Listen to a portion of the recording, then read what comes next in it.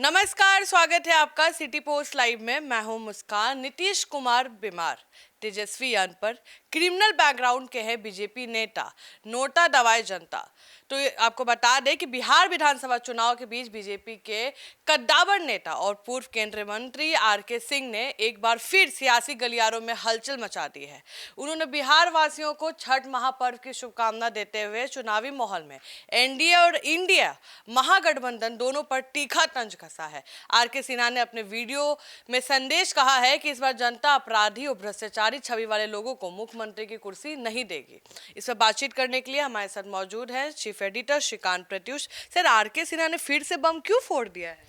हाँ, देखिए, उन्होंने कहा कि अगर सभी उम्मीदवार बेईमान, चरित्रहीन क्रिमिनल्स हैं तो अपना वोट उनको न दें, यही बिहार के भविष्य के लिए बेहतर होगा।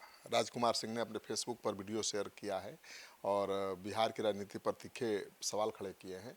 उन्होंने कहा है कि दोनों गठबंधनों ने अपने मुख्यमंत्री का कैंडिडेट घोषित किया है। महागठबंधन के मुख्यमंत्री उम्मीदवार तेजस्वी यादव पढ़े लिखे नहीं हैं, मैट्रिक पास भी नहीं हैं, लोग बताते हैं कि 9वीं फेल हैं। अगर ज़्यादा पढ़े लिखे नहीं हैं तो प्रांत को क्या देंगे? जब पढ़े लिखे लोग नहीं हैं तो उनको कुछ समझ होगा भी नहीं, क्योंकि प्रदेश को चलाने के लिए पढ़ा लिखा उम्मीदवार होना जरूरी है। उन पर भ्रष्टाचार के मुकदमे चल रहे हैं, इसलिए वे मुख्यमंत्री बनने के योग्य नहीं है। सर, एनडीए पर उन्होंने बड़ा तंज कसा है। तेजस्वी तो समझ में भी आ रहा है कि अपोजिशन पार्टी के, एनडीए को क्यों फिर लपेटे में ले लिए? एनडीए पर लगातार वो हमलावर हैं और एनडीए पर भी उन्होंने तंज कसा हुआ है और कहा है कि नीतीश कुमार की तबीयत अब ठीक नहीं रहती और बीजेपी के कई चेहरे खुद भ्रष्टाचार और आपराधिक मामलों में घिरे हैं। फिर जनता किसे चुने? भारतीय जनता पार्टी कहती है कि हम लोग नीतीश के नेतृत्व में चुनाव लड़ रहे हैं, यह नहीं कह रहे हैं कि जीतने के बाद भी नीतीश कुमार ही मुख्यमंत्री होंगे। नीतीश जी का स्वास्थ्य ठीक नहीं है, यह बात तेजस्वी और जनसुराज की तरफ से भी कहा जा रहा है। उनको अब यादाश्त नहीं रह गई है, कुछ न कुछ करते रहते हैं। चुनाव के बाद बीजेपी के द्वारा नीतीश कुमार को मुख्यमंत्री बनाया गया तो ज़्यादा दिनों तक नहीं रहेंगे।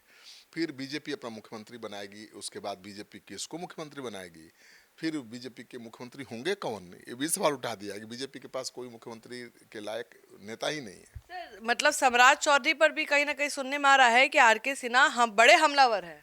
बिल्कुल, आरके सिन्हा ने सम्राट चौधरी पर ही नहीं, बीजेपी के तमाम बड़े नेताओं पर हमला किया है और उन्होंने कहा कि बीजेपी के उप मुख्यमंत्री सम्राट चौधरी जनसुराज के आरोपों के अनुसार हत्या के आरोपी हैं और 10वीं पास तक नहीं हैं। दूसरे नेता बीजेपी के हैं नित्यानंद राय, उन पर भी हत्या के 2 मुकदमे हैं।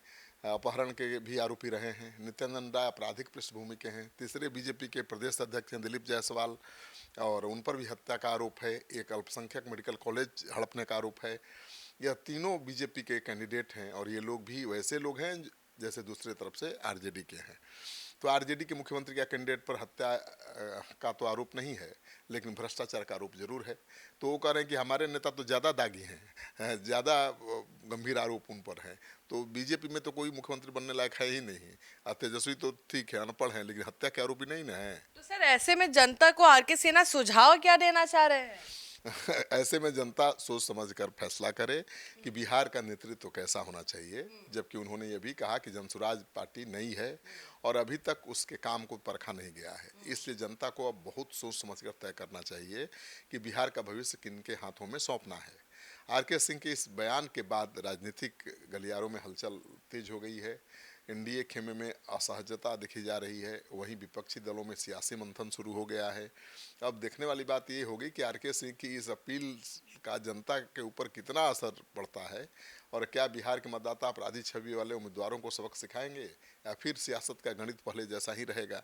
तो कई ऐसे सवाल हैं जो राजनीतिक गलियारों में चर्चा के विषय हैं। सर, लेकिन एक सवाल है, कहीं ना कहीं आरके सिन्हा तब से गुस्सा दिख रहे हैं जब से लोकसभा चुनाव हुआ है। आरके सिन्हा का गुस्सा क्या उसी चुनाव को लेकर अभी तक बरकरार है? देखिए, आरके सिन्हा लोकसभा चुनाव में हार के बाद तो तल्ख और दिखा ही रहे हैं। साथ ही उनके मन माफिक उम्मीदवारों को टिकट नहीं दिया गया, उसको लेकर भी नाराज हैं। बड़हरा में राघवेंद्र प्रताप सिंह का विरोध कर रहे थे। उनका कहना था कि उन्होंने ही हरवा दिया उनको चुनाव, तो इसलिए नाराज हैं। दूसरा कारण है कि वो आरोप पहले भी लगा चुके हैं कि सम्राट चौधरी ने उपेंद्र कुशवाहा के खिलाफ पवन सिंह को चुनाव मैदान में खड़ा कर दिया, जिसके कारण पूरे शाहाबाद में एनडीए की हार हो गई। और इस बार उनको भी चुनाव लड़ाए जाने की चर्चा थी कि विधानसभा चुनाव लड़ाया जाएगा, नहीं लड़ाया गया तो भी चर्चा है कि ना कि इसकी वजह से नाराज हो सकते हैं। नाराजगी के कई कारण हो सकते हैं, हम तो आर के सिंह ही बताएंगे, पूछेंगे जब मिलेंगे तो। तो आप सुन रहे थे पूरे खबर को, और आपको क्या लगता है कि आर के सिन्हा का जो ये तेवर है खुद की पार्टी को ही ले डूबेगा?